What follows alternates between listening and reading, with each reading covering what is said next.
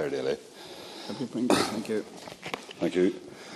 Firstly, I would like to say that it is positive and good to have the issue of hate crime or aggravated bias on the agenda in the House tonight. But unfortunately, I'll be voting against this bill because I believe it's outdated and not fit for purpose. I'm suspicious of the timing of this bill as well, and I wonder if it is the dark side of new politics. Is it a way to get the European Commission off the back of the government as it investigates Ireland with regards to its obligations under the 2008 Framework Decision on Racism and Xenophobia? Most astonishing the fact in this bill is that Fianna Fáil did not seem to consult with any of the victims' groups or any representative organisations in relation to the bill. I want to remind the House of the incredible work carried out by the Hate and Hostility Group, which is the only research group in Ireland dedicated to the study of hate crime.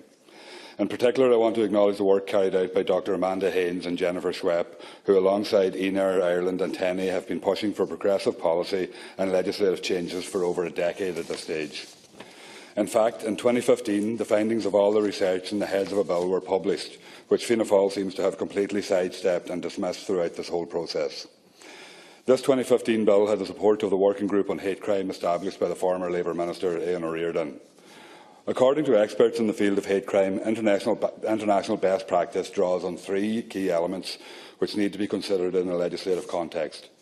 One, determining which victim groups are to be protected. Two, deciding whether the hate element will be addressed by way of aggregated offences or aggravated sentencing. And three, determining how hate will be established and what hate is understood to be. This bill substantially fails in all three elements. However, due to time constraints, I will focus on the first element, which is the identification of victim groups who should be afforded protection in legislation. Firstly, I think Deputy O'Loughlin failed to reference the most recent statistics in relation to hate crime. There was mention of CSO figures that 113 hate crimes were recorded in 2013, but the most up-to-date figures for 2015 directly obtained by ENAR Ireland's iReport data project, which suggests a much higher figure of 165 crimes. The report showed the highest rate of assault for a six-monthly period since iReport began in 2013, which is a very worrying trend, but somehow not worrying enough for Fianna Fáil to mention. How can you legislate for an issue if you don't know the true extent of it? Fianna Fáil have also failed to determine the victim groups.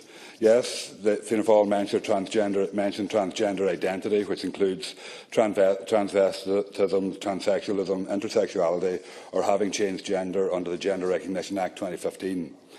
However, this language is dated and does not represent the full diversity of the trans community. The correct wording in the bill would instead reference sexual orientation, gender identity, gender expression and sex characteristics. This would be in line with international best practice and provide robust coverage of trans and intersex experiences and identities. The inclusion of intersex is positive, but it fails to mention of agender or gender-fluid persons who completely fails to afford the protection of individuals on the basis of their gender identity and gender expression. There is also no mention of membership of the traveller community, who are consistently targeted in hate crimes or bias. It's not good enough to mention ethnicity in the bill when the traveller community is not recognised as an ethnic group. Furthermore, the Roma community is not mentioned in this bill, a community very much vulnerable to hate crime or bias. We just have to remember the murder of Mariora Rostas to remind us of that fact. It is not clear in the bill if the mention of disability includes developmental and intellectual disabilities such as autism. The list goes on. There is no mention of cisgender identity and excludes protection of women who are subject to misogynistic hate or crime or bias. There is no reference to religion, belief or lack of, and in the context of rising Islamophobia, it is incredible that this has been omitted from the bill. Another failed mention includes resident status, which leaves out the protection of those who are targeted because they are refugees or are seeking asylum seeker status. There is nothing mentioned in relation to age, either of elderly people or children targeted by their status, and this bill fails in its codifying of outdated language, including the term hate crime, although I use it here, in its lack of consultation with interest groups, in not identifying the victims group who need protection, and in not specifically addressing the groups who are disproportionately targeted in Irish society. It will serve as well to remember that what one victim said of hate crime. In theft, you are going for the value of the object, but with hate crime, you are going for the value of the person.